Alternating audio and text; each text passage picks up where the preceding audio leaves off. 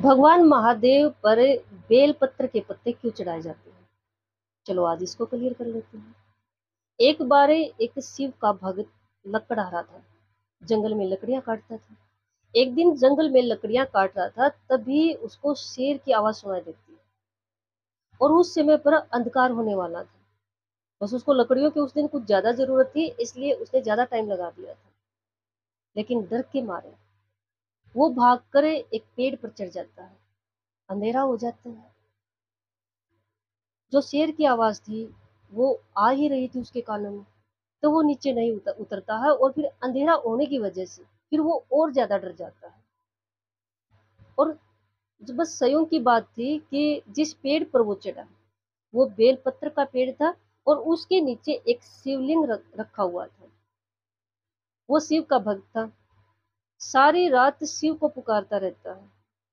पत्ते जैसे घबराहट सी नहीं होती है, जो घबराहट था डर के कारण, तो उस घबराहट में उस वृक्ष के बेलपत्र के पत्ते तोड़ता है, नीचे डालता रहता है, सारी रात ओम नमः शिवाय बोलता रहता है।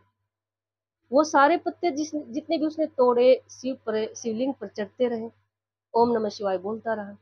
तो ये भक्ति के साथ, वो भक्त था शिव का, उच्चारण के साथ, ओम नमः शिवाय उच्चारण के साथ अनगिनत पता नहीं कितने बेलपत्र के पत्ते शिवलिंग पर चढ़ गए।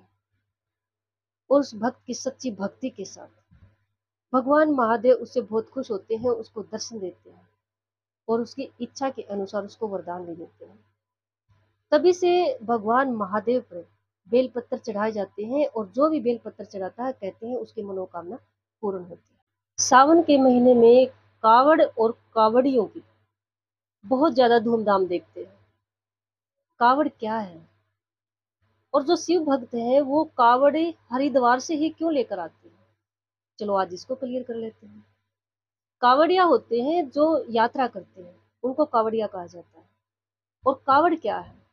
कावड़ जल लेकर आना, स्वच्छ पवित्र जल लेकर आना, भगवान का अभिषेक करना। क्योंकि भगवान को जल अभिषेक तभी से ये परंपरा चली आ रही है। एक तो ये कि जब वो माता पार्वती को ब्याहने वहां पर हिमालय जाते हैं, तो वहां सभी ने भगवान शिव का जल से अभिषेक किया था। तभी से भगवान पर जो जल अर्पित करने की परंपरा चली आ रही है। और दूसरा, जब भगवान ने जो विष का ग्रहण किया था, तो विष ग्रहण करने पर भगवान का शरीर नर्वस हो गया था। तो इंद्र भगवान ने पानी की बरसात की थी ताकि प्रभु को कुछ ठंडक मिल सके। और साथ में जितने भी वहां पर देवी देवता थे सब भाग कर आसपास, क्योंकि वे ये बात समुद्र की है, समुद्र का पानी तो खारा होता है, तो आसपास जो पवित्र नदियां थी वहां से जल लेकर आते हैं भर भर कर और भगवान पर अर्पित करते हैं ताकि भगवान को शीतलता मिल सके। तभी से भी ये परंपरा चली आ रही है, ये रिवाज चली आ रही है प्रभु को जल अर्पित करने की। और ये वो समय था दोनों घटनाओं का, जो समय ये सावन का महीना है। तभी से सावन महीना भगवान का और जो भगवान महादेव का ये कॉम्बिनेशन है। तो कावड़े जो कावड़िए लेकर आते हैं, जल लेकर आते हैं, पवित्र जल लेकर आते हैं, वो हरिद्वार से ही क्यों लेकर आते हैं? क्योंकि मैंने बताया आपको कि कावड़ का मतलब होता है स्वच्छ जल लेकर आना, पवित्र जल लेकर आना। और पवित्र जल सबसे ज्यादा गंगा नदी का माना जाता है। और वो जगह भी वो जहां पर हरिद्वार को हरि का द्वार माना जाता है, सबसे पवित्र स्थान माना जाता है, भगवान विष्णु का द्वार माना जाता है। तो इसलिए जो शिव भक्त होते हैं वो जल हरिद्वार से लेकर आते हैं और भगवान शिव पर अर्पित करते हैं। शिलाद नाम का एक ऋषि था, ब्रह्मचारी। वो शादी नहीं करना चाहता था, लेकिन एक दिन शिलाद के मन में एक विचार आता है। वो सोचता है कि जब मैं वृद्ध हो जाऊंगा, बड़ा हो जाऊंगा, तो मेरी सेवा कौन करेगा? लेकिन उसके मन में था कि मैंने शादी नहीं करनी। मैंने वो किसी भी स्त्री को पसंद नहीं करते थे, स्त्रियों से दूर ही रहते थे। तो फिर ये कैसे हो? लेकिन चाहते थे पुत्र हो। फिर शिलाद ऋषि भगवान इंद्र की तपस्या करते हैं। भगवान इंद्र से कहते हैं कि मुझे ऐसा पुत्र दो जो किसी स्त्री से पैदा ना हो।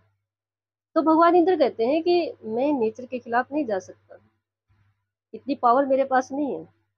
अगर नेचर के खिलाफ आपने, जैसे आपने मांगा है किसी भी गर्भ से पैदा ना हो ऐसा पुत्र, तो ये काम सिर्फ महादेव कर सकते हैं।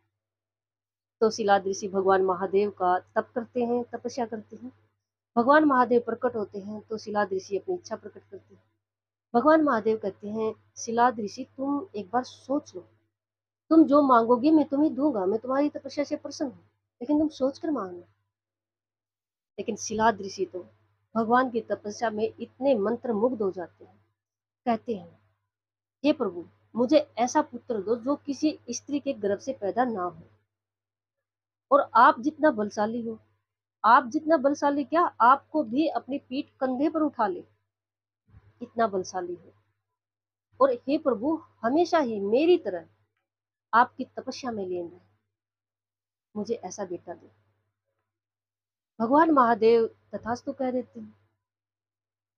कुछ दिनों के बाद शिलाद ऋषि जो एक यज्ञ कर रहे थे, तो उस यज्ञ से ही एक ऐसा बच्चा पैदा होता है जिसका सिर एक बैल की तरह होता है, क्योंकि ये एक गर्भ से पैदा नहीं हुआ था, और फिर बलशाली पावरफुल इतना चाहिए था। एक बार तो शिलाद ऋषि नाराज हो जाते हैं, दोबारा से भगवान को पुकारते हैं कि प्रभु आपने ये, तो भगवान महादेव कहते हैं, याद करो शिलाद, जैसे तुमने मांगा मैंने वैसा ही दिया। फिर जब वे जो भगवान शिलाद ऋषि शिलाद हैं, वो अपने पुत्र का नाम नंदी रखते हैं। जैसे नंदी थोड़ा सा बड़ा होता है, तो वो हमेशा ही भगवान महादेव की तपस्या में लीन रहते हैं, और एक बार फिर खाना पीना छोड़ देते हैं।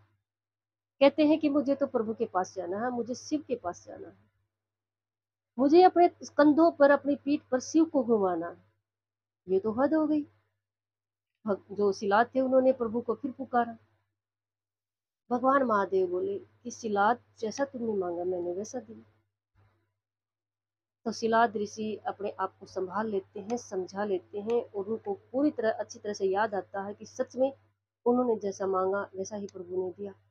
तो शिलाद ऋषि कहते हैं कि प्रभु, अब आपके साथ ही नंदी रहेगा, क्योंकि वरदान मैंने ऐसा ही मांग लिया।